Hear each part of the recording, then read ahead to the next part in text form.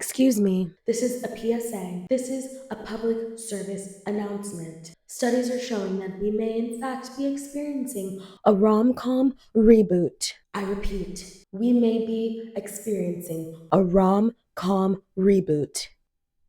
This is not a drill.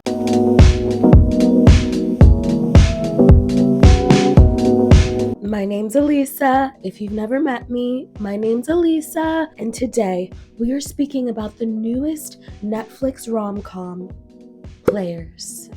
So I speak of this reboot because we just got Anyone But You at the end of 2023. We also got The Perfect Find in 2023. Beautiful Wedding, It Ends With Us, dropping June 21st. The Idea of You. We have Challengers, although I'm not sure this is so much a comedy as it is a Ramama. I say all that to say, the strike is done and the fun's begun. So Players is about a New York sports writer that has a playbook of clever hookup schemes, but she ends up falling for a fling unexpectedly, and she's trying to use these tricks up her sleeve to stop playing the field and play for keeps. Gina Rodriguez stays in her rom-com bag, so I knew immediately this would be good. As always, Spoiler alert.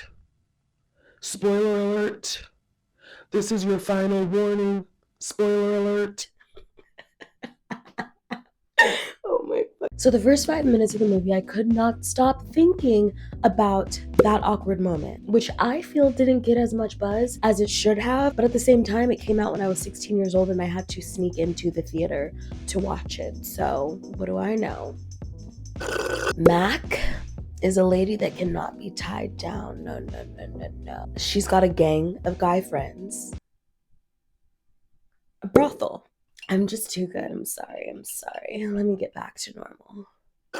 Within the first 10 minutes, she strategized a hookup with a neighbor who's moving out on Friday, so immediately we get the gist. This girl, don't attach a string, she'll unattach it. But then literally, in the next 5 minutes, she meets her boss's friend, and it is just as if this situation is lust at first sight. She calls her a trusty brothel. They help her bag him, and they spend a moment together. We get the gist that she was hoping she would spend the night with him, but then he offers to call her a lift.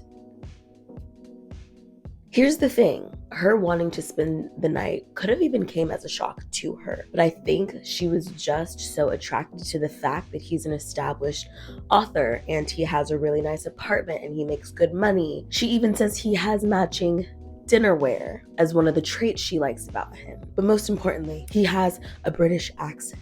Obviously, she likes everything superficial about him except the fact that he has a British accent, because I, too, believe that's a personality trait. So she calls the brothel yet again, and you would think they are strategizing as if they're trying to build a 7-figure business the way they are plotting on this man in a romantic way, not, to off him. At some point along this journey, they realize that Mac has no female friends. In girl world, it's a red flag for you to not have friends and not have female friends. And that's where Ashley comes into play. Ashley does her job. Ashley shocks the gang. Ashley proves herself to be just what Mac needed. A friend that was a woman that can help her think, because when she was thinking, these guys weren't throwing out ideas. No, they weren't. They were just standing there in silence. And to be honest, that's on brand.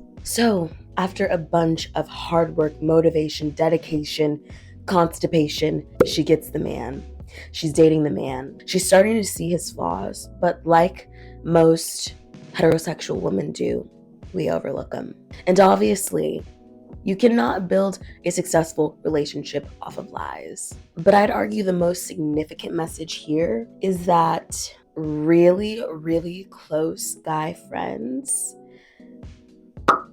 don't always want to be your friend. Now, not all of them. So let's chat about Adam. Adam is one of Mac's closest friends. Obviously, her brothel, when there's a group, you always have that one that you kind of gravitate towards a little bit more. But I would argue that Mac and Adam are the closest. Adam, essentially, he helps Mac get basically whatever she wants, whatever she needs. He's there as a support system. He's her biggest fan. I think the way that this movie was written was just so beautifully orchestrated, because for like the first 45 minutes, you didn't really even get the sense that he had feelings for her. Like, yeah, there were signs. Like when he walked her to the train station, I was just like, aw, that's kind. He's just being her friend, but the way that Adam's feelings weren't as prevalent to the audience, I think that that was literally such a phenomenal way to capture a story. And the way this connection was built out was superb. You know, we saw the peak during the double date, and then we saw the climax of all the feelings kind of erupt during the fancy award-winning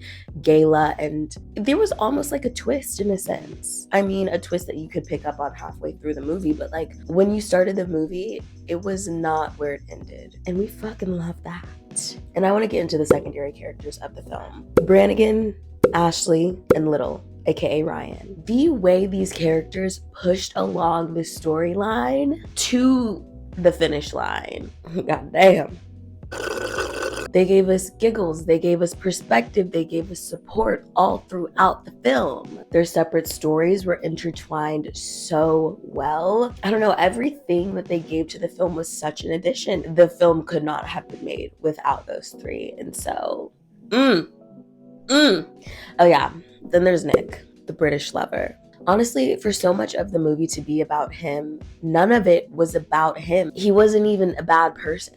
He just wasn't the right person. It kind of was just like an amalgamation of how you always get exactly what you want, but be careful what you wish for. You know what I mean? Like, I do think it was a canon event for her to go through all of that to find the love of her life, Adam. I mean, if that even is what he is, but like, it seems like that was something that had to happen. But at the end of the day, she could have fully just opened her eyes, but then there'd be no movie, so that'd be no fun. This movie was so good. The writers, the directors, I just want to give you an applause. This being the next movie that I see after Madam Web is just like faith restored. I personally have to rate this movie a 9 out of 10. You guys, watch the movie, form your own opinions. Check out my review of the movie on Letterboxd, which I will link below. And you know what? Shameless plug, but I also made a blog post, not Sunday, but the Sunday before, about friendship. So I'm going to link that below too. I'm honestly going to link all of my writing stuff below because I'm a New York writer too, baby. Let me know in the comments what you thought. If you liked anything you saw, give me a like, give me a share, give me a subscribe. It helps me out so much. And I'll see you back here Monday.